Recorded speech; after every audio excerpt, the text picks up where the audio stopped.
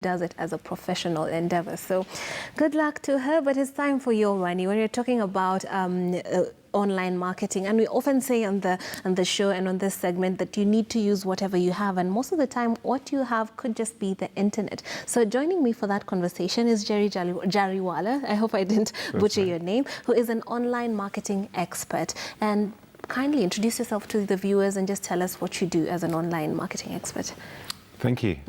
Thanks for having me. I'm Jerry, and I run a business called Moo Marketing. And our passion is basically taking our customers and helping them capitalize on the internet, essentially, to help them grow their businesses and gain awareness. Using mediums like social media and advertising online. Right. And so basically that's, like I said earlier on, that's what most people have in their hands. So what has been your experience both in the Kenyan market and outside of Kenya in terms of the efficacy of online marketing? I think it's only getting bigger and bigger. I think the current statistic from Facebook is there's approximately 5 to 7 million people on Facebook alone on a platform, on the platform in Kenya. Yes. And it's just growing exponentially. And what I've noticed in Kenya is that we leapfrog technology. Yes. And social media is a prime example of that, where technology comes in, people tend to kind of jump through hoops, and then they're on social media, and it's so powerful that its reach it can hit the millions. Yes, and some actually feel that it's even, I've listened to some of the other experts online who say that it's even better to advertise on social media rather than traditional media. Could you give us a comparison between the two? Absolutely. And media?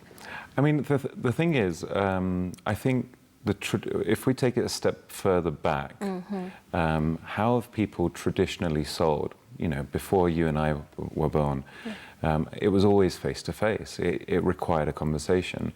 And then traditional media came out with billboards, radio, TV, and it was more of a broadcasting medium rather than a two-way medium. So especially in our generation and generations prior to that, we got used to receiving all these messages. So it was a broadcast medium, news broadcasting corporations. Yes. And we as consumers were just on the receiving end of that. As social media came into play, we realized that we could have two-way conversations again. So we were now... Feedback is even immediate. Absolutely. The feedback loop was, you could comment, you could suddenly have an interaction, you could go live. Right. Nowadays, you can have a live conversation with one to many thousands or even millions of people. Yeah. And then keep it interactive. So that is I think, one of the most important things about social media and digital marketing, because it allows that two-way conversation. Forget even sales, but it allows you to get that feedback and to essentially hone your message to your audience. Yes, and clarify and what have you. Even for us, I keep reminding the viewers of our treasure poll question, we cannot ignore the efficacy of social media marketing and obviously interacting and getting that immediate feedback from your target clients. So when you take a look at the Kenyan market, what have you experienced as some of the trends that most entrepreneurs or even people whose personalities are the brand that they're trying to sell out there? So what have you noticed are the Kenyan trends, and are they the right way of doing things? First of all, I think the environment in Kenya is so progressive. I think it's amazing, and people are utilizing social media to essentially pass off influence, and which is great, because in today's day and age, I believe the attention is the new currency. Yes. If you imagine, on my way here to the studio, I've probably already received 500 to 1,000 different sales messages. Yeah. That might have been ads on TV or in the newspaper, or even listening on the radio. Right. So before I've even got here, my attention is so sparse. So having that attention is critical. Yeah. Which then leads to to the progression of essentially reach.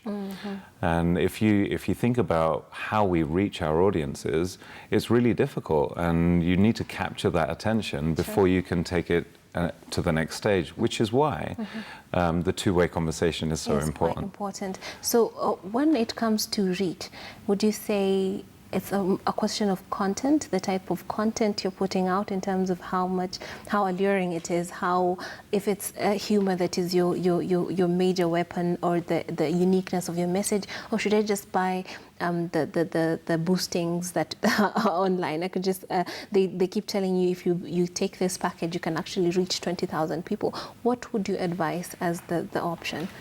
I think a combination of both. First of all, you must have something valuable. You must have, even if you boost. Even if you boost. Yes. I mean, at the end of the day, you can boost a picture of your dog, but how relevant is it to your audience? Yes.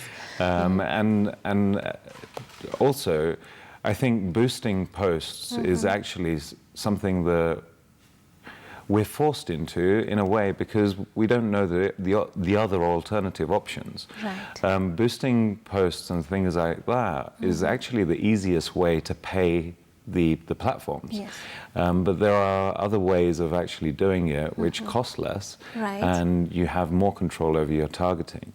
I think, but having said that, boosting is the way that people first start. But before you even get that, you need to have something valuable. So polarizing your content, whether it's good, bad, ugly, whatever it might be, some people use profanity and it draws a certain type of audience. Some people want to use humor and it drives a different type of audience. And people today, once again, bringing up attention, I might be watching a comedian 2 minutes ago and then be listening to the news, or then finding out that I'm being entertained, because the attention is so sparse. Today, it's all about capturing the attention. Yeah, we even told, if you're making a video, make it as short as possible, because people just do not have the time to watch your thesis on whatever. Absolutely. Yeah, absolutely. So I'm curious, when you observe the Kenyan market, what are some of the missteps that we are making? Are we doing it the right way, online marketing? I think what people really need to understand, what we need to understand as business owners, is that we need to try and use social media to mimic the natural conversation that we would have face to face. And I think naturally, when we see that we've been kind of trained by traditional media with broadcasting messages, what we're doing online nowadays, or what I'm seeing a lot of, is people just going out there with a sales message. And I think that is one of the things that comes a lot later down the line. I often say that selling on social media is a little bit like dating. Because, if you just went up to a member of basically someone that you were attracted to, and you just said, would you like to come home with me? It's not really going to go well, right? It's not really going to go the way that you might anticipate it might be. So traditionally, what you would do is you would try and get to know somebody, say hello, and maybe try and capture their details, i.e. the phone number, and then you would keep in touch, maybe ask for a second date or a first date or whatever it might be, and build that relationship. And I think that business owners today need to actually think of having a relationship with their consumers exactly in the same way. Don't just go up to your consumer and say, do you want to buy my stuff? Because this is 50% off, get it on this date, Right. So it's a bit impersonal. They need to feel like they are your friend almost, right? Almost. And in fact, I think even more so, because today people need to have three things. They need to know you, they need to like you, and they need to trust you.